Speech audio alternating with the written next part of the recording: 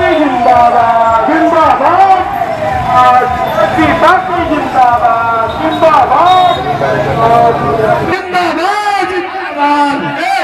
जिंदाबाद। आज मैं अगर मोदी जी और योगी जी जिंदाबाद करता तो मेरा ये हाल नहीं होता।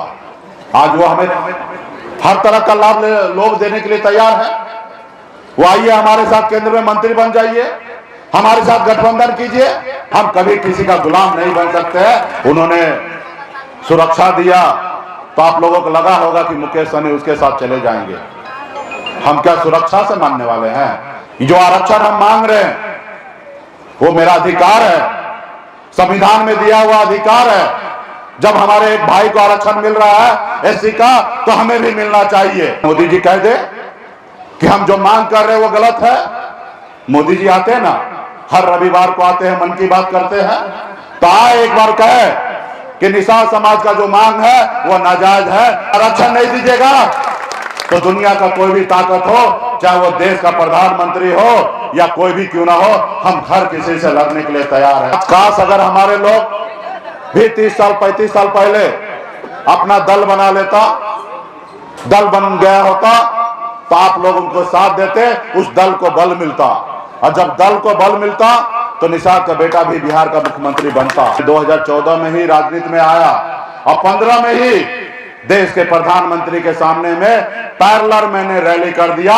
हम लोगों ने सर पे कफन बांधकर पटना से निकल चुके हैं। बिहार में, यूपी में, झारखंड में, तीनों राज्य में 101 दिन के लिए यात्रा पे निकल गए हैं। 80 जिला में जाएंगे, अपने समाज को जागरूक करेंगे कि अपने अधिकार के लिए संघर्ष कीजिए। आज बाबा साहब अम्बेडकर ने हमें शक्ति दिया है, एक संविधान बना के दिया है। आज हमारे समाज को, हमारे परिवार के लोगों को आज बंगाल में आरक्षण मिल रहा है, दिल्ली में आरक्षण मिल रहा है, लेकिन बिहार, यूपी, झारखंड में नहीं मिल रहा। एक तो वो लोग गुनहगार है जिन लोगों को हमारा काम करना चाहिए। जो सरकार में बैठे हैं वो गुनहगार है जो हमारा काम नहीं कर रहा है। और दूसरा, आप और हम भी गुनहगार हैं कि अपने काम के लिए हम संघर्ष और लड़ाई नहीं लड़ रहे हैं।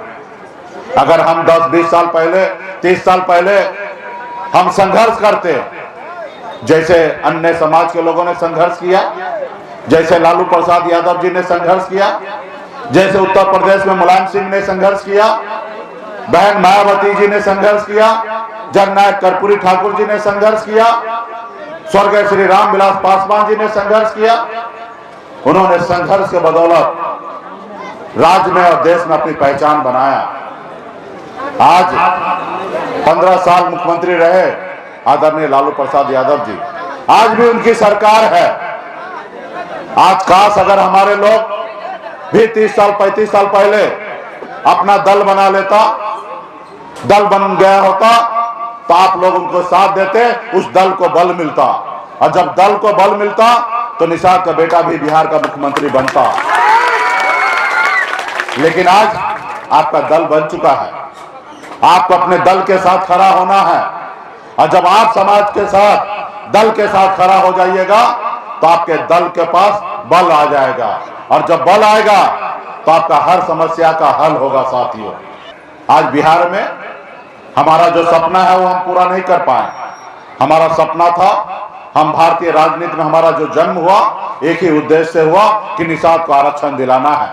आज हम दिला नहीं पाए हैं, लेकिन हम आगे आने वाले समय तक, जब तक जिंदा रहेंगे तब तक आपके हक अधिकार के लिए लड़ाई लड़ते रहेंगे। इसके अलावा भी भले हमें आरक्षण नहीं मिला, उसके अलावा कई तरह का हमने सफलता प्राप्त किया है। आज पहले 10 साल 9 साल पहले, 8 साल पहले इस निषाद समाज को कौन जानता था, कौन पहचानता था?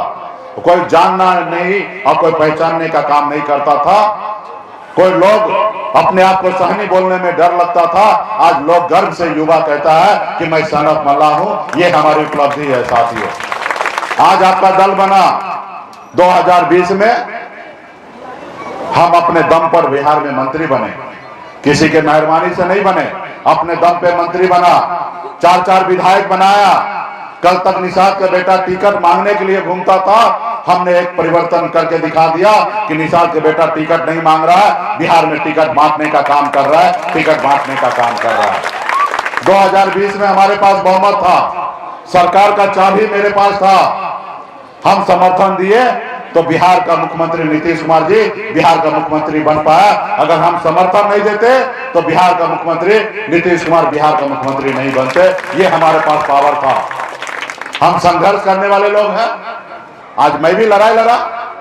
आज मैं अगर मोदी जी और योगी जी जिंदाबाद करता तो मेरा ये हाल नहीं होता।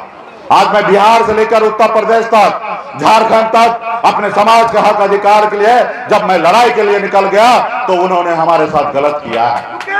अगर मैं उनकी जी हुजूरी करता तो मेरा ये हाल नहीं होता। तो इसलिए साथियों, आज वो हमें हर तरह का लाभ लोग देने के लिए तैयार है। वो आइए हमारे साथ केंद्र में मंत्री बन जाइए, हमारे साथ गठबंधन कीजिए। लेकिन मैं संघर्ष करने वाला व्यक्ति हूं साथियों।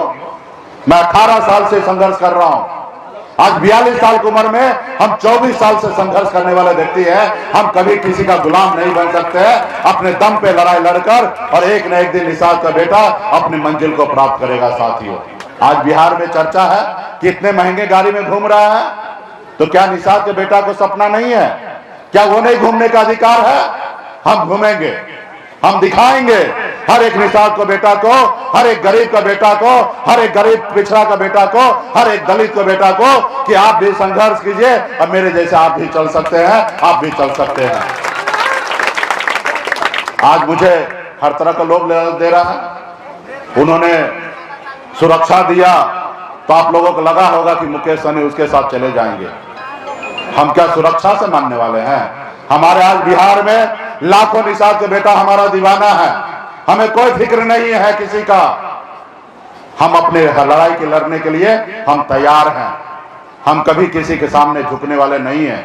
लोगों को भ्रम है कि मुकेश सहनी को हम ये दे देंगे, वो दे देंगे, मुकेश सहनी चुप हो जाएगा।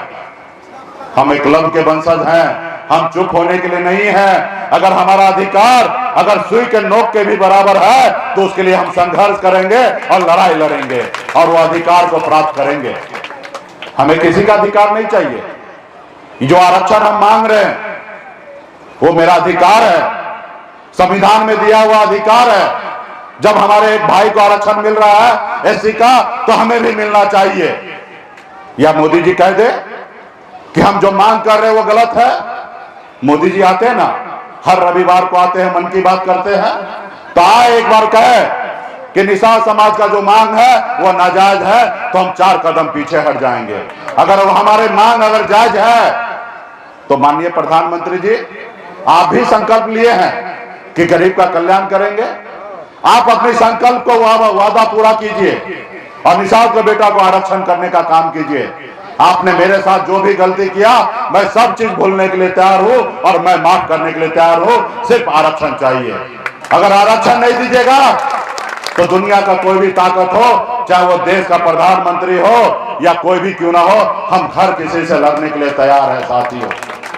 आप लोगों को, बहुत कम लोगों को पता होगा, 2015 में मुजफ्फरपुर में एक तरफ मोदी जी का रैली चल रहा था और एक तरफ निषाद का बेटा का रैली चल रहा था। हमने 2015 में ही हमने चैलेंज कर दिया था देश के प्रधानमंत्री को, जब हमें राजनीति का ABCD में सीख रहा था, क्योंकि मैं 2014 में ही राजनीति में आया और 15 में ही देश के प्रधानमंत्री के सामने में पैरेलल मैंने रैली कर दिया।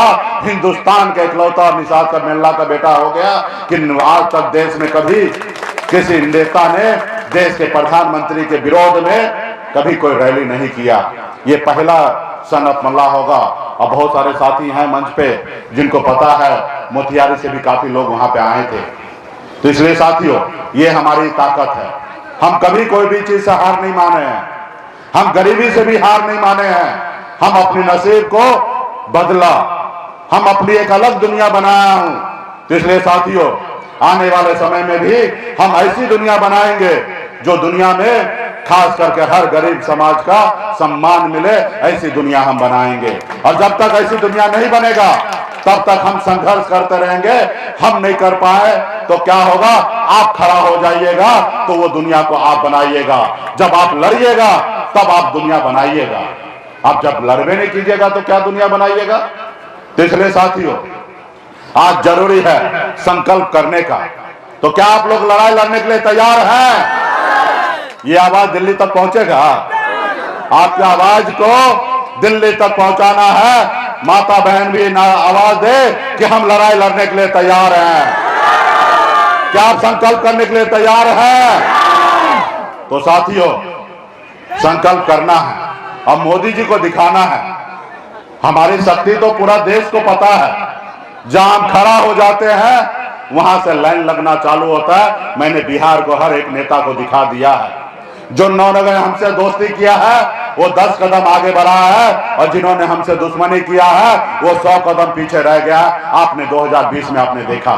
लाइव बिहार YouTube पर सब्सक्राइब और Facebook पर लाइक जरूर करें।